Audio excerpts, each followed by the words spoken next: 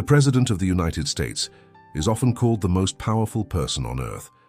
As Commander-in-Chief, they hold the nuclear codes, command the world's most advanced military, and as the head of the executive branch, they sit at the apex of an intelligence apparatus that reaches into every corner of the globe. They are granted access to the nation's most sensitive secrets, briefings so classified that their existence is denied.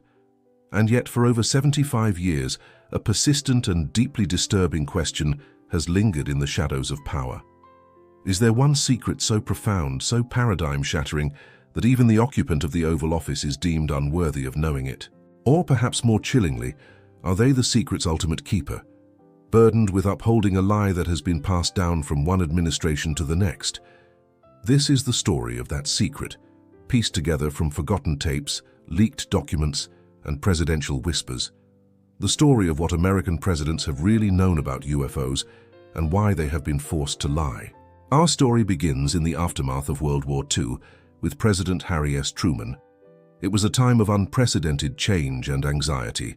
The world had just witnessed the terrifying power of the atomic bomb, a weapon that had reshaped the very concept of warfare and demonstrated that humanity now possessed the means of its own annihilation.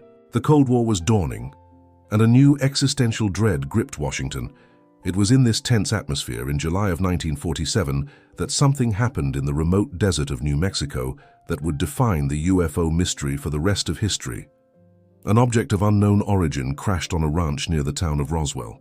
The local military base, the Roswell Army Airfield, home to the world's only atomic bombing group, initially issued a stunning press release announcing that they had recovered the wreckage of a flying disc. The story was a global sensation. For a brief 24-hour period, it seemed as though the government was confirming that we were not alone. And then, the story changed. A second press conference was hastily arranged. The military retracted its original statement, claiming the flying disc was nothing more than a common weather balloon. The story, they insisted, was over. For President Truman, the incident would have been just one of many strange intelligence reports to cross his desk. But according to a set of highly controversial documents that were leaked to the public decades later, Roswell was not the end of the story. It was the beginning of the most significant secret in modern history. These documents, known as the Majestic 12 or MJ-12 papers, are a series of allegedly top-secret memos and briefing documents, primarily dated from 1947 to 1952. They describe the formation of a secret elite committee established by a classified executive order from President Truman himself. This committee, codenamed Majestic 12, was composed of 12 of America's top military leaders, intelligence officials, and scientists, including Dr. Vannevar Bush and the First Secretary of Defense, James Forrestal. Their mandate, according to the documents, was simple and absolute: to manage the aftermath of the Roswell crash and to contain the secret of the non-human presence on Earth. The claims made within the MJ-12 documents are nothing short of explosive. The briefing documents state that the Roswell wreckage was indeed not a weather balloon. It was a craft of extraterrestrial origin. They describe the recovery of advanced technology, materials that were impossibly lightweight yet incredibly strong. But the most shocking claim was the discovery of the craft's occupants. The documents describe the recovery of several non-human biological entities, or EBEs, extraterrestrial biological entities, whose bodies were taken to a secure military facility for study. According to these papers, President Truman was fully briefed on the findings. Faced with a reality-shattering event and fearing global panic and societal collapse, Truman allegedly made a decision that would echo through every subsequent presidency. He authorized the creation of MJ-12 to be a permanent government within a government, an organization operating under a level of secrecy above top secret, whose primary mission was to ensure that the truth of Roswell never reached the public. The weather balloon story was not just a retraction, it was the birth of an official, permanent policy of denial. The authenticity of the Majestic 12 documents has been a subject of intense debate ever since they first surfaced in the 1980s. The FBI conducted an investigation and officially declared the documents to be completely bogus. Skeptics point to historical inaccuracies, anachronistic formatting, and a suspicious signature as proof that they are a clever and elaborate hoax. And yet, many respected researchers maintain that the documents are genuine, or at least based on genuine information. They argue that the level of detail, the specific names and dates, and the bureaucratic language are all consistent with the era. They believe the documents were deliberately leaked by insiders who felt the truth needed to come out. Whether they are real or a masterful piece of disinformation, the MJ-12 documents perfectly articulate the narrative that would define the UFO conspiracy for the next 70 years. That a secret group, established by President Truman, has been controlling the UFO narrative, hiding the truth not just from the public but from the normal chain of command. The documents established the blueprint for a cosmic Watergate. The question was, could future presidents access this secret, or had the truth already been locked away, even from the leader of the free world? The answer would begin to surface decades later with a peanut farmer from Georgia who had a UFO sighting of his own, and who would one day occupy the Oval Office with a promise to reveal the truth. For decades following the alleged creation of the Majestic 12 Committee under President Truman, the official government position on UFOs hardened into one of absolute denial and public ridicule. The topic was relegated to the fringes, a subject for tabloids and science fiction, but certainly not for serious political discourse. Presidents Eisenhower, Kennedy, and Johnson all presided over an era of intense UFO activity, but their public stance remained one of studied silence. The secret, if it existed, was being kept. Any president who dared to challenge this wall of secrecy would need to be a different kind of leader, an outsider who was not beholden to the entrenched powers of the Washington intelligence community. In 1976, that outsider appeared in the unlikely form of a peanut farmer and former governor of Georgia, a man who would soon occupy the Oval Office and who had a UFO story of his own: Jimmy Carter. The event that would forever link Jimmy Carter to the UFO phenomenon occurred years before his presidency, in October of 1969. He was then preparing for his gubernatorial campaign, waiting outside a Lions Club meeting in the small town of Leary, Georgia, along with about a dozen other witnesses. As he stood in the evening sky, he saw something that he would never forget. In his own words, taken from the official report he would later file, he described a bright, self-luminous object in the western sky. It was, he said, as bright as the moon, and it appeared to change colors from blue to red to white before suddenly moving away.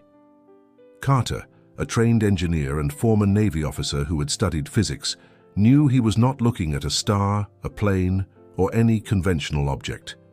He and the other witnesses watched the object for over 10 minutes, completely baffled. The experience had a profound effect on him. What makes Carter's story unique is not just the sighting itself, but what he did next. In 1973, while serving as the governor of Georgia, he filed a formal, detailed report of his 1969 sighting with the International UFO Bureau. This act was unprecedented. It made him the only U.S. president in history to have ever gone on record with a formal, documented UFO report, a report that is still publicly available today. He was not just another anonymous citizen. He was a governor, a credible and powerful witness, and he was putting his name and his reputation on the line.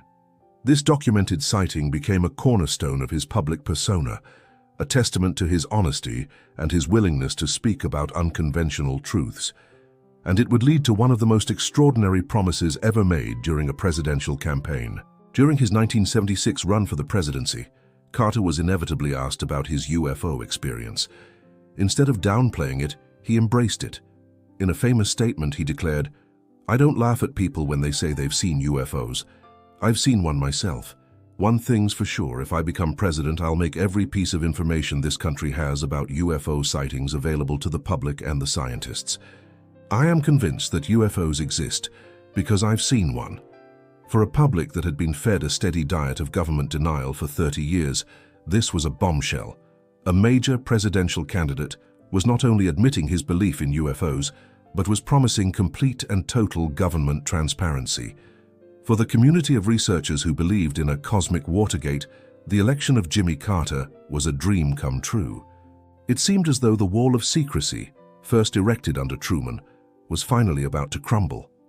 Upon entering the White House in 1977, President Carter, a man of his word, attempted to fulfill his campaign promise. He tasked his White House staff, including his science advisor, Dr. Frank Press, with the mission of gathering all of the nation's classified UFO files for public release. Carter believed that as president, he had the authority to declassify and release this information. He was about to learn a hard lesson about the limits of presidential power. His request was sent to the various branches of the military and the intelligence community. And according to numerous accounts from researchers and White House insiders, his request was met with a wall of bureaucratic resistance and ultimately a direct and shocking refusal. The most famous and controversial of these stories involves Carter's interaction with the CIA. The director of Central Intelligence at the time was George H.W. Bush. According to these reports, when President Carter requested the CIA's most sensitive UFO files, Director Bush denied him access. The reason given was as shocking as the refusal itself. Bush allegedly informed the president that the information was held on a need-to-know basis, and that despite being the President of the United States, he did not have the need to know. The implication was staggering, that the UFO secret was being managed by a small, unaccountable group within the intelligence community, a group so powerful that their authority superseded even that of the elected commander-in-chief. This single act of defiance seemed to confirm the very existence of the Majestic 12, or a similar control group that operated outside the normal chain of command. Carter had run headfirst into the invisible government, and the invisible government had not flinched. Frustrated by the CIA, Carter tried another angle. He formally requested that NASA, the public face of America's space exploration, reopen an official investigation into the UFO phenomenon. But NASA's administrator at the time, Robert Frosch, publicly declined the president's request, stating that the agency could not devote its resources to the subject without a court order or a direct public mandate from the president that would likely cause a political firestorm. Behind the scenes, the intelligence community had made its position clear. The subject was closed. Jimmy Carter, the one president who had been a direct witness, who had promised disclosure and who had genuinely tried to get to the bottom of the mystery, had been completely and utterly stonewalled. He was forced to abandon his promise, a quiet admission of defeat. The lie of official denial had been maintained. For UFO researchers, Carter's failure was, paradoxically, the ultimate confirmation of their theories. It proved that the secret was real, and that the control group first established under Truman was more powerful than the presidency itself. Carter had learned the hard way that the president does not hold all the secrets. But just a few years later, a new president would come to power, a man who, unlike Carter, was a true Washington insider. And this president, a master communicator, would not try to fight the secret keepers. Instead, he would begin to hint at the secret itself, in a series of strange and cryptic public statements that would leave the world wondering. What did Ronald Reagan know? Jimmy Carter, the outsider who had promised to bring transparency to the UFO subject, had been defeated by the very secrecy he had tried to dismantle. His failure was a powerful lesson. The truth, it seemed, was not something the president could simply demand. It was a secret held by a select, powerful few. Just a few years later, a new president would come to power, a man who, unlike Carter, was a true Washington insider, a two-term governor of America's most populous state, and a master of public communication. This president, Ronald Reagan, would not try to fight the secret keepers. Instead, according to a compelling trail of evidence and testimony, he would begin to hint at the secret itself, in a series of strange and cryptic public statements that would leave the world wondering, what did Ronald Reagan know? And was he trying to tell us something? Like Jimmy Carter, Reagan's personal connection to the UFO phenomenon began long before he reached the White House. He had at least two significant sightings, both of which he would recount to friends and journalists with the sincerity and skill of a master storyteller. The first famous incident occurred while he was the governor of California, on his way to a dinner party in Hollywood hosted by his friend actor William Holden. Reagan arrived late, visibly excited and animated. He explained to the stunned guests, including legendary journalist Norman C. Miller, that he and his wife Nancy had been driving along the highway when they saw a strange, brilliant white light behaving erratically in the night sky. He described how the light zigzagged back and forth, then shot straight up into the heavens at an incredible speed and vanished. As a former pilot, Reagan was certain it was not a plane, a helicopter, or any conventional aircraft. It was, he insisted, something he could not explain. His second and most famous sighting was even more dramatic. In 1974, again while serving as governor, Reagan was on a private Cessna jet flying over the city of Bakersfield, California. He, his pilot Bill Painter, and several of his aides looked out the window and saw a brilliant, steady light that seemed to be pacing their aircraft. Fascinated and alarmed, Reagan ordered his pilot to investigate. "Follow that thing," he commanded. Painter banked the plane towards the object. For several minutes they pursued it, but the light maintained its distance, seemingly toying with them. Then, in an instant, the object shot straight up into the sky at a speed so immense that it seemed to defy the laws of physics, disappearing from view in a matter of seconds. The pilot, Bill Painter, would corroborate this story for decades, confirming every detail. The event was profound. The governor of California had not only witnessed a UFO, but had actively ordered his pilot to chase it. These two events established Ronald Reagan not just as a casual observer, but as a direct, first-hand witness to the UFO phenomenon. And this personal experience, many believe, is the key to understanding his strange and cryptic public statements once he became president. In 1982, just 2 years into his first term, President Reagan hosted a private screening of Steven Spielberg's blockbuster film, E.T. the Extraterrestrial, in the Family Theater of the White House. The guest list included Spielberg himself, as well as several other astronauts and notables. According to Spielberg and other attendees, after the film ended and the lights came up, the President of the United States leaned over to the group and quietly, but with a serious tone, remarked, "You know, there aren't 6 people in this room who know how true this really is." The guests were reportedly stunned into silence. Was it just a folksy Hollywood-style compliment from a former actor? Or was it a stunning, off-the-cuff admission from the Commander-in-Chief, a man now fully briefed on the nation's deepest secrets, that the story of a gentle alien visitor was not just a fantasy, but a reflection of a hidden reality? This theme of an alien presence and its potential effect on humanity would become a recurring one throughout Reagan's presidency. In November 1985, during his first superpower summit meeting with Soviet leader Mikhail Gorbachev in Geneva, the two men took a famous walk, alone with only their translators. Reagan later revealed what they discussed. He asked Gorbachev, "What would you do if the United States were suddenly attacked by some other species from outside of Earth? Would you help us?" Gorbachev said yes, of course. Reagan replied, "We too." This private conversation, this what-if scenario about an alien invasion, would soon become a public talking point. Reagan seemed to be obsessed with the idea of an external threat that could unite humanity. The most famous and powerful evidence came on September 21, 1987. President Reagan was addressing the General Assembly of the United Nations, the world's biggest stage. In the middle of a formal speech about international cooperation, he went off script and began to muse on this very theme. His words would echo through the decades and become a cornerstone of UFO research. He said, "In our obsession with antagonisms of the moment, we often forget how much unites all the members of humanity. Perhaps we need some outside, universal threat to make us recognize this common bond. I occasionally think how quickly our differences worldwide would vanish if we were facing an alien threat from outside this world. And yet, I ask you, is not an alien force already among us?" That final line was a bombshell. A sitting US president, in a formal address to the United Nations, was openly speculating about an alien threat and asking if an alien force was already present on Earth. Was this just a rhetorical flourish from the great communicator, a clever metaphor for global unity? Or was it something more?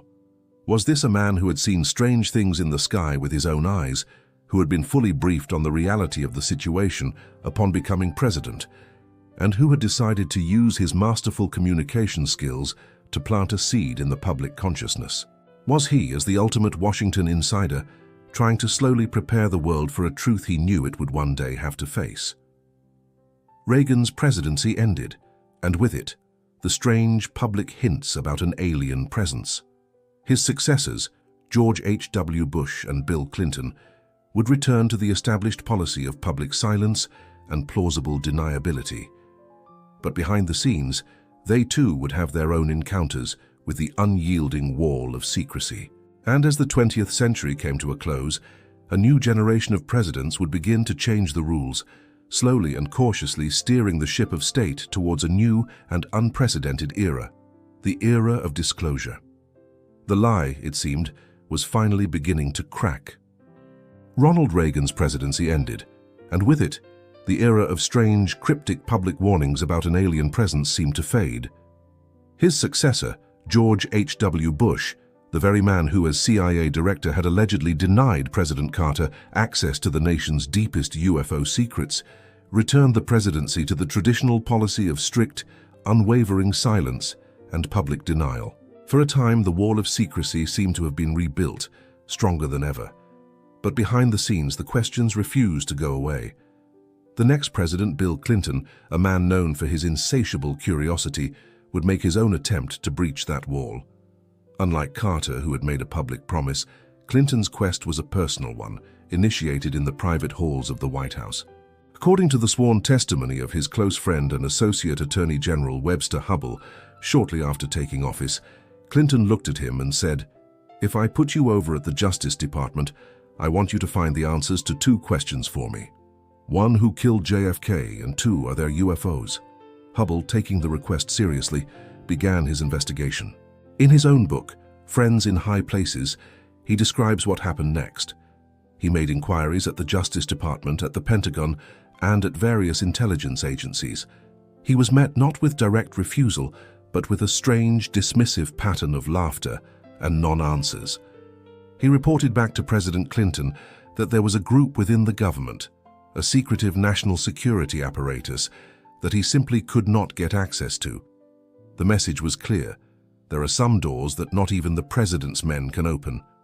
Clinton's effort was also famously supported by the billionaire philanthropist Lawrence Rockefeller, who launched a private initiative to push for UFO disclosure, corresponding directly with the White House.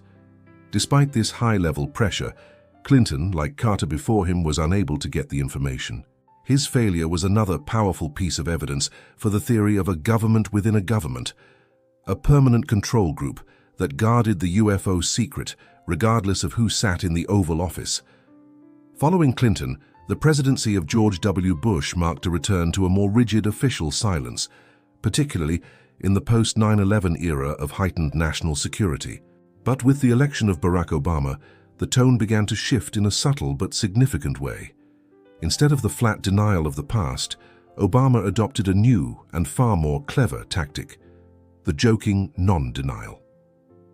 During his multiple appearances on late-night talk shows, he would be inevitably asked about UFOs. He would often start with a joke, saying things like, "The aliens won't let it happen. You'd reveal all their secrets," effectively disarming the topic with humor. But then almost always his tone would shift. He would become more serious and say something far more revealing. On one occasion, he famously stated, "What is true is that there is footage and records of objects in the skies that we don't know exactly what they are. We can't explain how they moved, their trajectory.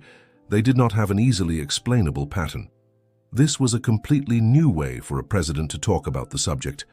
It was a public admission, from the commander-in-chief himself, that the core of the UFO phenomenon, the existence of unidentified craft with physics-defying capabilities, was real. This slow, cautious shift towards transparency accelerated under President Donald Trump, who, in his own characteristic style, would drop cryptic hints. When asked directly by his son, Don Jr., if he would declassify the Roswell files, he smiled and said, "I know very interesting things about it," but declined to elaborate. Crucially, it was during his administration that the Pentagon officially declassified and released the three famous Navy UAP videos, Tic Tac, Gimbal, and Go Fast, an act that blew the floodgates of disclosure wide open. This brings us to the present day. The United States government is now openly admitting what presidents have been hiding, hinting at or joking about for 75 years. Public congressional hearings are being held, official government reports are being published, and high-ranking whistleblowers are testifying under oath about secret retrieval programs. The policy of denial, it seems, is finally collapsing under the weight of the evidence. This leaves us with the final central questions posed by our story. What was the lie, and why was it told? The lie was not a single statement. It was a continuous, multi-generational policy of official denial and public ridicule. A policy allegedly established by executive order under President Truman. This policy forced every subsequent president into an impossible position. Either participate in the cover-up or be deliberately kept out of the loop. The why is the most profound question of all. Why hide the most important discovery in human history? The answer, many believe, lies in the chilling conclusions of the 1960 Brookings Report, commissioned by NASA. The report warned that the discovery of a superior extraterrestrial intelligence could lead to the complete disintegration of human society. It was a cold, calculated risk assessment. The Secret Keepers, the Majestic 12 or whatever their real name may be, believed they were not just hiding a secret, they were protecting humanity from itself. The lie was seen as a necessary, if terrible, act of paternalistic protection. The forgotten tapes and secret documents are a trail of breadcrumbs, a hidden history left behind by the most powerful men in the world. While no president has ever stood at a podium and told the full unvarnished truth, their actions and their words, when pieced together, tell a story. Truman's alleged secret order, Carter's documented sighting and subsequent failure, Clinton's private struggle for access, Reagan's cryptic warnings, and Obama's joking admissions, they all point to a single explosive conclusion. They know. At least at the highest levels, they know something. The policy of silence, established in the paranoid dawn of the Cold War, is finally breaking. But it is not breaking because of a single courageous presidential decree. It is breaking because the evidence from Navy pilots, from radar operators, and from whistleblowers has become too overwhelming to hide. The final question is not if we will learn the truth, but how much of it we will be told and what secrets will remain, forever locked away behind the resolute door of the Oval Office.